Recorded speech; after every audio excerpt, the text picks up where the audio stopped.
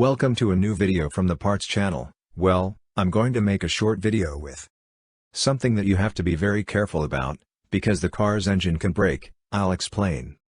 They brought us a van that has two problems, a problem with the PCV because it is losing oil through its hose, and another problem with an injector, which has a bad gasket, and the engine is losing compression over there. But the most serious problem that this van has, the man did not tell us about this owner. I saw it as soon as I raised the hood of the car. Look there, you see it.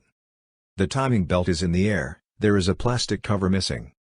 I asked the owner how he handles it like this, and he tells me, which is that he decided to do the engine distribution with a friend. They saw a video of how to do it and they did it, and I told him, I am going to guess, you released the engine support without putting anything under the engine, and he said, yes.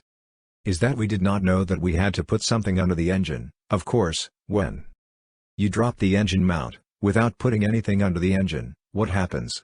The engine falls.